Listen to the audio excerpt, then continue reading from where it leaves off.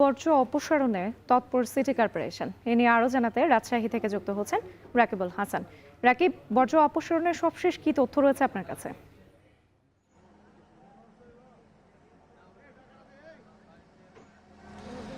Rajshahi city কর্পোরেশনে ৮ ঘন্টার মধ্যে বর্জ্য অপসারণের যে প্রতিশ্রুতি দিয়েছিল সিটি কর্পোরেশন, তার প্রেক্ষিতে কিন্তু সকাল থেকে সিটি কর্পোরেশনের প্রায় ১২০০-র বেশি কর্মী কাজ করা শুরু করে এবং ৩০টি ওয়ার্ডে থেকে তারা যে সকাল থেকে বর্জ্যগুলো সংগ্রহ করেছিল, সেটি এই রকম ১৫টির বেশি যে সেকেন্ডারি ডাম্পিং পয়েন্ট রয়েছে সেখানে কিন্তু তারা দিয়েছে।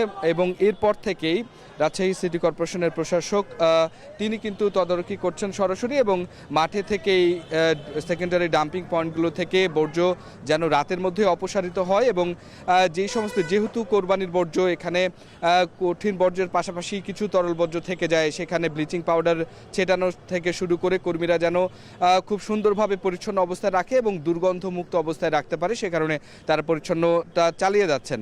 সিটি কর্পোরেশনের প্রত্যেক দিন প্রায় ৪০০ থেকে ৫০০ মেট্রিক টন বর্জ্য হয়, তবে কোরবানি উপলক্ষে প্রায় ১০ টন আসলে বা এইরকম বর্জ্য অপসারণ করতে হয়, যার কারণে সিটি কর্পোরেশন এর মধ্যে ৩০টির বেশি আসলে গাড়ি ব্যবহার করছে এবং একাধিক এক্সকেভেটর দিয়ে আসলে এটি তোলা হচ্ছে, যার কারণে এটি সহজে আসলে অপসারণ করা সম্ভব এবং এটি রাত্রি ১২টার মধ্যেই আসলে এটি অপসারিত হয়ে যাবে বলছে সিটি কর্পোরেশনের পক্ষ থেকে। এবং এখন আমরা যেটি লক্ষ্য করছি, সিটি প্রশাসক যিনি রয়েছেন তিনি প্রত্যেকটি ডাম্পিং পয়েন্টে যাচ্ছেন এবং তদারকি করছেন এবং যেন এটাতে কোনো ধরনের বিচ্যুতি না হয় সেই বিষয়টি খেয়াল রাখছেন।